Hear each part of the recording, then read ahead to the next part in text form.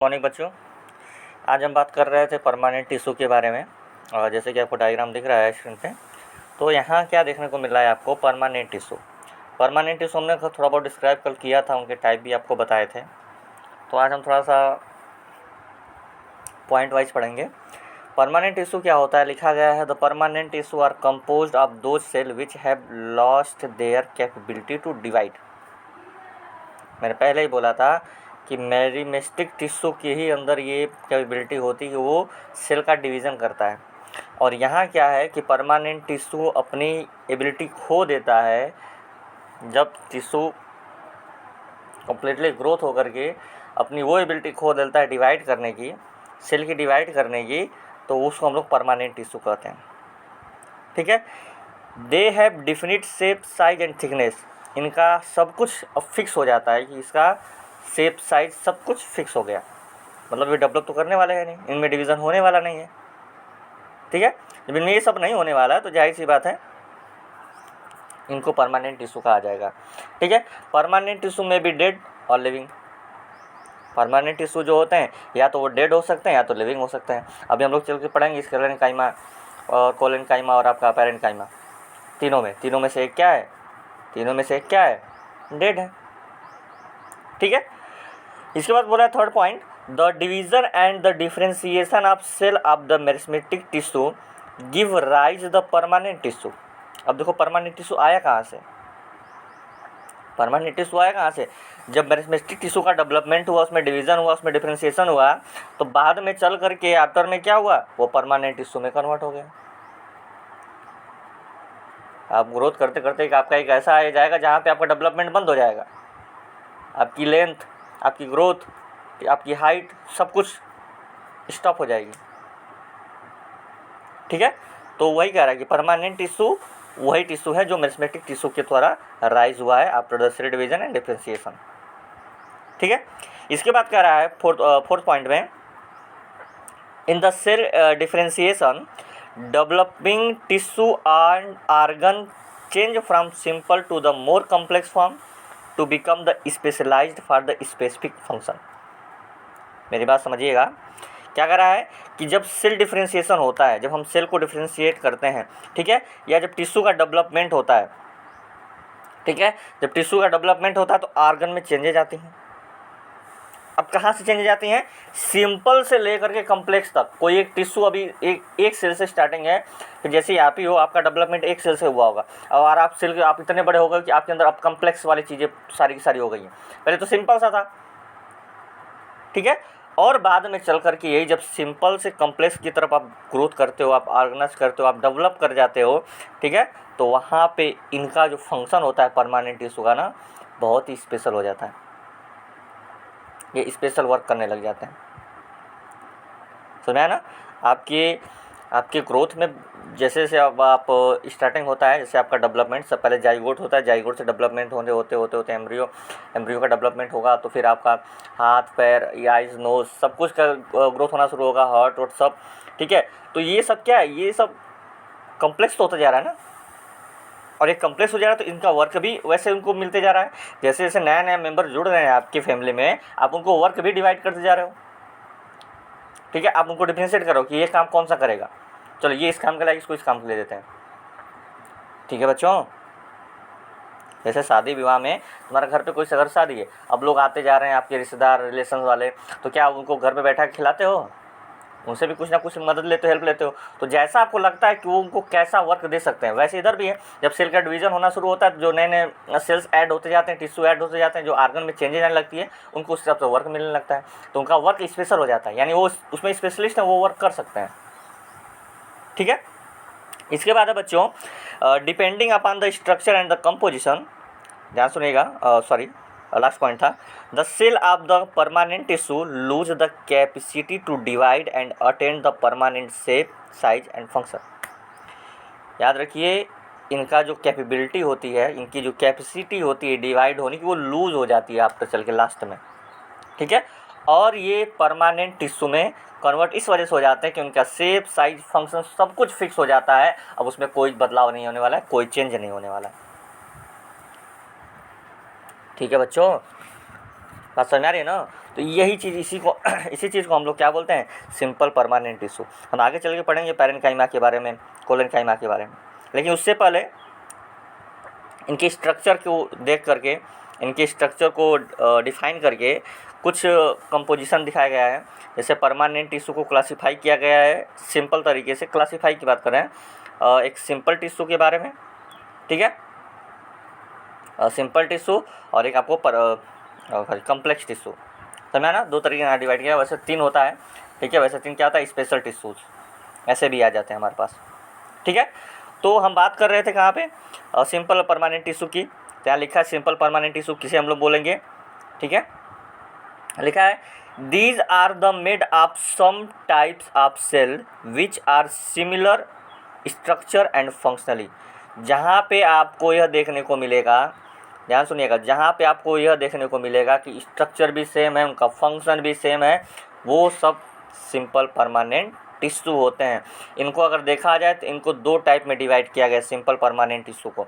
कैसे डिवाइड किया गया सिंपल परमानेंट टिश्यू को, प्रोटेक्टिव टिश्यू, पहला क्या है प्रोटेक्टिव टिश्यू, और जो आपको दूसरा दिया गया है बच्चों वो है सपोर्टिंग टिश्यू, ठीक है।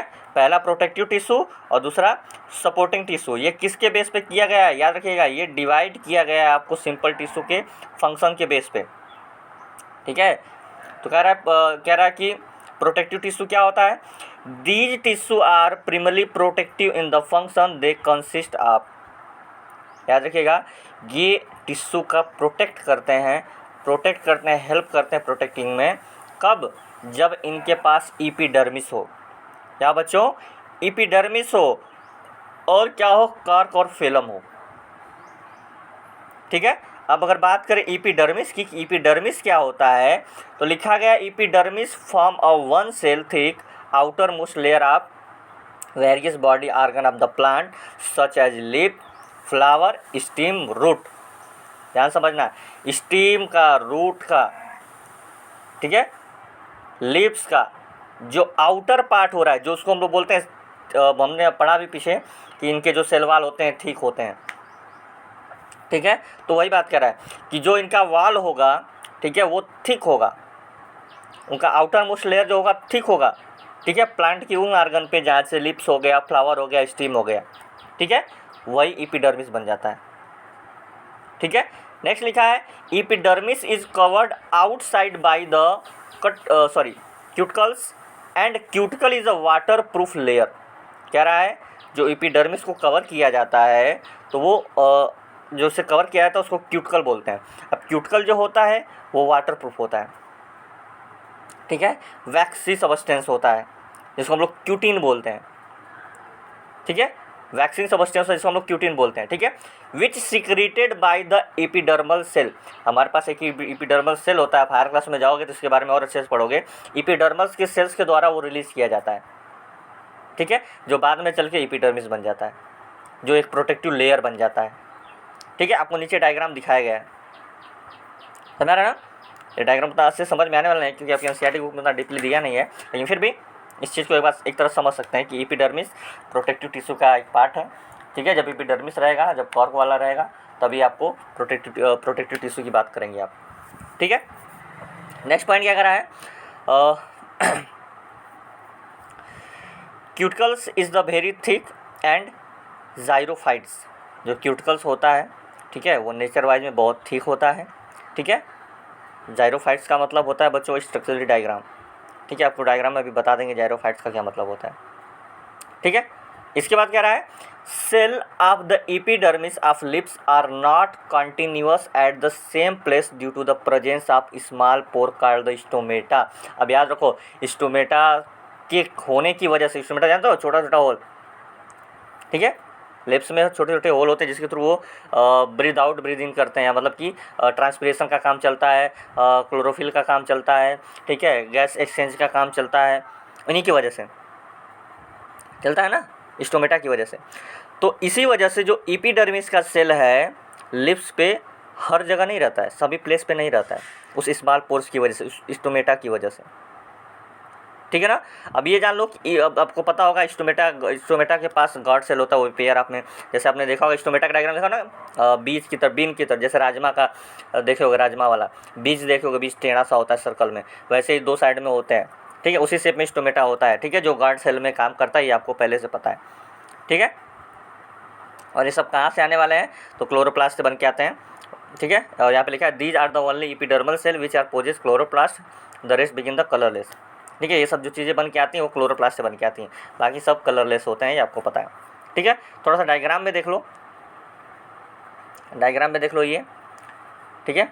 डायग्राम में देखोगे तो ये देखो डायग्राम इंटरनल साइड में मैं दिखा रहा हूँ, chloroplast, vacuoles, nucleus, cell wall, cytoplasm, ये आपने पहले वाले डायग्राम में पढ़ा है प्लांट सेल वाले में, वो आपको ये वाला डायग्राम याद होगा, ठीक है। ये देखो यहाँ पे स्टोमेटा की बात कर रहा है, यहाँ देखो गॉड सेल की बात कर रहा है, स्टोमेटा की बात कर रहा है, देख रहा है ना, ठीक है। अब आ जाओ हम लोग एपिडर्मिस वाले पार्ट में आते हैं। एपिडर्मिस वाले पार्ट में देखो लोअर एपिडर्मिस क्यूटल्स, ठीक है। ये देखो आपका क्यूटिकल्स, अपर एपिडर्मिस, ये ऊपर का जो लेयर दिखा रहा है, दिख रहा है ना, ऊपर का लेयर प्रोटेक्टिव लेयर दिख रहा है अलग से वाइट टाइप में, ठीक है। बीच में प्लास्टिड्स, स्पॉन्जी, ये सब कुछ दिखा रहा है, मतलब जो ऊपर का लेयर है, टॉप का जो लेयर वो एपिडर्मल, जो टॉप और अपर और लोअर का जो लेयर है वो एपिडर्मिस है, समझा ना। ये बाकी जो बीच में है आपको तो क्लोरोप्लास्ट, वैक्यूल्स, ये आपको दिख ही रहा है, समझा ना। तो ये ऊपर का और लास्ट वाला क्या है, ये प्रोटेक्टिव लेयर है, ठीक है। अब बात करते हैं फंक्शन की। अब फंक्शन क्या होता है बच्चों, क्या रहा है, function of epidermis, the main function, sorry हाँ, the function of epidermis, the main function of epidermis is protect the plant from designation and infection. यही बात है, आपको जब धूप में निकलते हो तो गॉगल्स, ठीक है, मास्क, पता नहीं क्या क्या लपेट के निकल लेते हो, वैसे ही प्लांट को भी प्रोटेक्ट करने के लिए, ठीक है, हार्मफुल चीज़ों से प्रोटेक्ट करने के लिए, इन्फेक्शन से प्रोटेक्ट करने के लिए ये एपिडर्मिस प्रोटेक्ट करता है, ठीक है। इस वजह से आगे है cuticle of the epidermis cut the rate of the transpiration. अब देखो थोड़ा सा ये होता है कि अब जो आप क्यूटिकल्स की बात कर रहे थे, जाहिर सी बात है वो हर जगह प्रेजेंट होगा, तो उसमें एक चीज़ होगी कि जो रेट ऑफ ट्रांसपीरेशन होता है वो थोड़ा कम हो जाएगा, क्योंकि स्टोमेटा कम होंगे तो स्टोमेटा यानी जो होल होंगे वो अगर कम होंगे तो ट्रांसपीरेशन भी कम हो जाएगा, ठीक है, और इवोपोरेशन ऑफ वाटर होने से बचेगा। और जब इवोपोरेशन ऑफ वाटर होने से बचेगा तो प्लांट के पास मैक्सिमम से मैक्सिमम वाटर बचा रहेगा, जिसका वो बाद में यूज कर सकता है, रीयूज कर सकता है, ठीक है। अरे ट्रांसपीरेशन वाटर में जैसे कि आपको याद है ना, कैक्टस चाहिए राजस्थान में, वो उसके पास लिप्स होता नहीं है, तो वो कैसे प्रोटेक्ट करता है, वो लिप्स न होने के कारण उसका बच जाता है, क्योंकि स्टीम के थ्रू वो ज़्यादा से ज़्यादा ट्रांसपीरेशन नहीं कर पाते हैं, ठीक है। इसे कह रहा है stomata is the epidermis allow to the gases exchange occur during the photosynthesis respiration. जब फोटोसिंथेसिस रिस्पायरेशन, जब फोटोसिंथेसिस होता है तो उसी टाइम क्या होता है, गैसेज एक्सचेंज भी हो जाता है, ठीक है, और ये एपिडर्मिस की वजह से होता है, ठीक है। Stomata also help in the transpiration, जो स्टोमेटा होता है वो ट्रांसपीरेशन में हेल्प करता है, ये तो आपको बताने की ज़रूरत है नहीं, ठीक है। आपने 9th क्लास में, 8th क्लास में, 7th क्लास में बहुत बात पढ़ा होगा स्टोमेटा के बारे में, जहाँ पे ट्रांसपीरेशन कैसे होता है वो बताया जाता है। अगर नहीं समझ में आता है ट्रांसपीरेशन का मतलब, तो जाइए किसी प्लांट पे पॉलीथीन बांध दीजिए, ठीक है, और जाइए शाम तक देखिए वो देखो पॉलीथीन अंदर से पूरा गीला हो जाएगा, ठीक है, पूरा मॉइस्चर भर जाएगा उसके अंदर, कहाँ से आया, प्लांट क्या करता है, ट्रांसपीरेशन करता ही करता है, ठीक है। आगे कॉर्क एंड फिल्म, इसी का सेकंड पार्ट प्रोटेक्टिव का, कॉर्क एंड फिल्म, जो देखो इसको आजकल लोग ढक्कन में भी पहले लोग यूज़ करते हैं, इसका कैप बनाते हैं, कैप, ठीक है, और इसका थिन लेयर वाला याद है ना, रबड़ हुक, तब तो यहाँ से इसकी यही कहानी थी। कह रहा है in the older roots and stem tissue at the periphery become cork and film. जब वो कोई प्लांट बहुत पुराना हो जाता है तो उसका ट्रंक वाला हिस्सा होता है बच्चों, ठीक है, वो जो पार्ट होता है वो कॉर्क, ठीक है, या फिल्म कहलाता है, समझा गया ना। कह रहा है cork is the made up of the dead cell, cork जो बनता है वो डेड सेल से बनता है और काफ़ी थिक होता है, and do not have any intercellular space, और इनके बीच में किसी प्रकार का स्पेस नहीं होता है कि वहाँ थोड़ा बहुत स्पेस भी होगा, समझा गया ना। फिर कह रहा है the cell wall in the cork deposit the waxy substance called the suberin, ठीक है। तो कॉर्क है, ठीक है, जो सेल वॉल होता है कॉर्क में जो सेल वॉल होता है वो काफ़ी वैक्सी टाइप का होता है, ठीक है, जिसको हम लोग सब्रिन बोलते हैं, क्लियर है ना, ये बस यह बातें याद रखिएगा, जिसको हम लोग सबरीन बोलते हैं। नेक्स्ट है the cork of the become impermeable to the water and gases due to the deposition of the submarine. ठीक है, तो जो कॉर्क का सेल है, ठीक है, जो कॉर्क सेल है ये बेटा ऐसा इनपरमिएबल होता है। परमिएबल है ना, परमिएबल मेम्ब्रेन। परमिएबल मेम्ब्रेन में क्या होता था, सॉल्वेंट का मूवमेंट होता था। यहाँ पे ऐसा कुछ नहीं होने वाला है, यहाँ पे ऐसा कुछ नहीं होने वाला। Impermeable to the water and gases due to the decomposition of the submarine. ठीक है, सबमरीन की वजह से ऐसा कुछ नहीं होता, सबका सब बंद हो जाता है। इसके बाद क्या रहा है, the cork cell wall without any protoplasm but are filled with resin and tannins. तो प्रोटोप्लाज्म याद है सभी को, मैं कल पूछूंगा क्लास में। ठीक है, कल के क्लास में सबसे प्रोटोप्लाज्म पूछूंगा, तब ये लाइन आपको समझाऊंगा। ठीक है क्लास, चलिए ये आपका होमवर्क है। फिर नेक्स्ट हम लोग आते हैं कॉर्क का फंक्शन देख लेते हैं। ठीक है, कॉर्क का फंक्शन क्या है, cork is the protective in function and cork cell prevent the desiccation infection and mechanical injuries. आप क्या करते हो, देखते हो ना कुछ लोग खुरपा या फाड़वा लेकर के पेट पे खोद देते हैं तो बचाता कौन है, कॉर्क ही तो बचाता है। ठीक है, बाद में वो अपने आप को रिकवर कर लेता है। ठीक है, और भी बहुत सारे डेजिनेशन और इन्फेक्शन की वजह से भी प्रोटेक्ट हो जाते हैं। फालतू चीज़ें कोई छेड़छाड़ करता है, ठीक है, या कोई इन्फेक्शन की वजह से होता है, तो मतलब प्लांट अपने आप को प्रोटेक्ट करने के बहुत तरीके रख लेते हैं पहले से। ठीक है, imperviousness and lightness, toughness and compressibility and elasticity make the cork commercially valuable. क्या कॉर्क में ऐसा कुछ होने वाला है, कंप्रेसिबिलिटी होगी इसके अंदर। ठीक है, ये सारी चीज़ें हम लोग स्टार्टिंग जब प्लांट को क्या करते हैं, हम लोग प्लांट को पहले से ही बहुत सारा ध्यान रखना पड़ता है, केयर रखना पड़ता है। और जब ये सब केयर रखते हैं तो बाद में चल के तभी तो प्लांट बहुत स्ट्रांग होता है, बाद में चल के वो कॉर्क के रूप में ले लेगा। ठीक है, और कॉर्क का क्योंकि आप देखते हो ना, प्लांट को पहले से सपोर्ट देते हो ना सपोर्ट।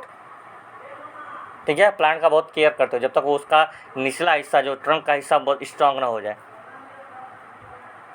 समझा ना, कह रहा है cork is used for insulation and shock absorber in the linoleum. ये तो मैं भी नहीं जानता हूँ लिनोलेमन क्या होता है, ये तो पहली बार मैं भी सुन रहा हूँ।